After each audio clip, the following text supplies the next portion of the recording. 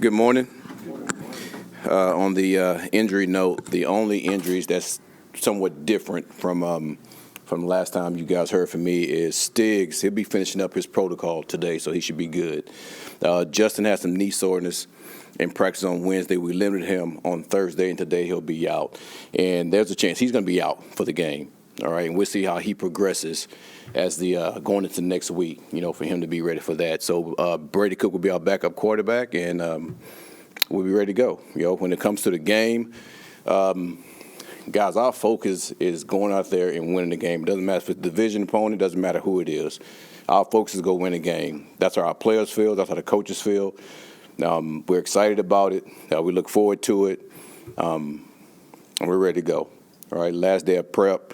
When it comes to us doing our situational things in practice, we get that knocked out, and we'll be ready to go. So any questions? So this was just with Justin. It was just something that popped up in practice? Yeah, problem in practice on Wednesday. He felt sore. He wanted to go in practice on Thursday. We limited him Thursday. Then as we looked at it on Thursday, it's something that he wanted to get ready to rest it and make sure we get it right. What's your evaluation of Tua? Yeah. He's there's a number of things that I think that's pretty unique about that player, and I think the one thing that he does really, really well is his anticipation of where everybody's going to be at and being to get the ball out. It makes it hard for defensive backs to actually react to a lot of his throws. But I do see sometimes when that throw is not there, he has to get to a second and third option. And that's when you can take, you try to take your chance. But he's still, not bad in those situations, too. So he's a guy that's very streaky. Now, if you let him get hot, he can really go on the run. We all remember the year. I think he led the league in passing, when he was really, really hot. So we can't allow him to get into that type of mode because we know what he can be. So we have to limit him as much as we can. We know the skill players that he got, that they surrounded him with, guys in the backfield, even the receivers that they got. I know Wallace coming back, he gave some trouble last time. We can't allow him to start getting to those guys to be able to make plays because he can be very dangerous. You obviously have a young roster. Tyrod has been in this league for a long time. Yep. I'm curious, how much can these guys learn from him this year, the ones that are going to be here for a while? You know what? That's the one value that we have with guys like Tyrod, guys like Harrison. Those guys have been around so long, they've seen a lot that, our young guys could reach out to them at any given time and ask any kind of questions, get any type of advice from those guys, and just understand exactly how this league works. Once you really get a feel for how this league works, and I'm just talking about off-season, practice, all that, it really makes it easier for you to go about your business. So, and our young guys do a good job of that, of really reaching out to those guys and try to learn as much as possible. And they're smart enough to do it. Why wouldn't you do it? You have two guys that's been around for a long time. You have to reach out to them.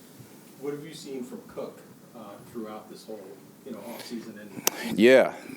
It's his improvement, and he's a very fiery guy. And the one thing that we do quite a bit in practice is we have a number of competition periods. And you see exactly how he goes about his business when his time comes up to really be in that situation to compete.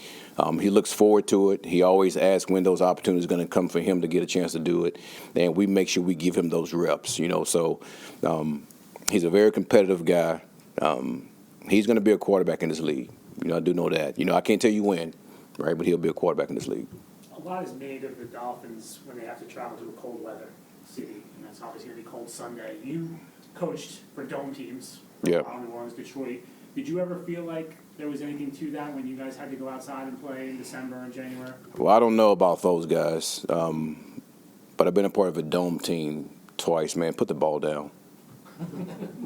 That was our mindset. Put the ball down. How's Mozzie Smith coming along? He's coming along well. He's trying to get acclimated to how we do things. Obviously, Dallas plays a totally different defense than we play. So he's going through a learning process, and every day he's getting better and better. One thing that he's doing a really good job of is, man, he goes out extra time before practice to work with our assistant D-line coach, Cam, and then he gets to work in after practice. And he does a really good job, like I said before, of hanging around Harry and understanding exactly how does he play this position and how does he do it at a high level. And he's doing a good job at that. So he's still coming along. Again, we have some guys that have stepped up. All right, in that D-line, Briggs for one of them, and he understands that, so he knows that he has to continue to earn his keep, to be able to get out on that field with those guys. Garrett has a shot at coming, back. He's eligible next week. Is there a chance he could be? Well, we'll see. We'll let that time come, and I'll be able to answer questions about that, as that time comes. I know you want to win anywhere, but how important is it to create home field advantage? That's always key. It really is. And to me, I always have the mindset of, listen, we want to win every game we can at home. Like, that has to be where, we get an advantage. And then on the road, you have to fight those games. And hopefully you come out on the other side of that, of winning more games. And as you continue to think like that and operate like that, obviously you come out with a good record. So our guys understand, man, let's protect our home field. And once we go away from our home field, let's make sure we fight those. It seems like when you're doing your post-game victory speeches, Uh-oh. No, it seems like the guys are starting to anticipate you saying, who wants to fly with them Jets. I'm curious, how fun has it been to make that kind of like about these post-games? You know what? I didn't realize it was a thing. I just felt like saying something, and they came out, and that should be a thing, huh? It's not bad. It's not bad. It's not bad. I like it. I like it. Better get that trademark before the shirts get made. No, that's you. Yeah, that's you. After the Nickelback situation, obviously you traded Carr, and now Brownlee's dealing with the hip. How much of a challenge is it for your defense to have to possibly play a third Nickelback? Well, that's why we have other guys that's giving reps at that also. So JC, he'll do a hell of a job with that. He's smart. He's instinctive. He's played a bunch of ball. I mean, obviously, his dad played a lot of ball, so he's well aware of what's going on when it comes in that. We have a number of other guys that actually played that position too. So we're confident of any guy that we put in that nickel position. With Aaron, how did he respond? I'm sure he wasn't happy last week being inactive. How has he responded this week, and does he have a shot this week to be up? Outstanding. He'll be up and ready to go. With Josh Myers. Yep. And you guys signed him. Is he maybe a backup, competing with him, and he's ended up starting every game for you guys at ABT. What is he giving you on the offensive line? That's I like that question because I want to really talk about and really I can talk about Tip with that too. But for him coming in and he understood exactly the situation, and man, between both of those guys, man, they welcome competition. And those are the type of guys you want on your team. They're not running from competition. They're not saying, I go somewhere else because listen, he wanted to be a part of what we were building. He came in, he competed. It came down to the end. Obviously, Tip won the job. And then when that happened with AVT, man, Tip's so unselfish. He moves over into guard, man. He moves right into that spot as the center. He didn't complain. He didn't bitch into anything like that, man. He just did his job. And to have guys like that on your roster, man, you talking about a culture of the players that you want that really love ball and they don't love what ball can do for them. Like, those are the type of guys you want to build your team with. So I have a ton of respect for him. I love the way he go about his business, and he's done a hell of a job for us this year.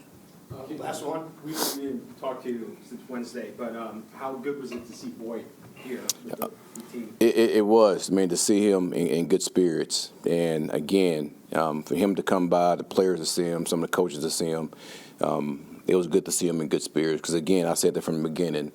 The only thing that mattered to me at that time was he all right?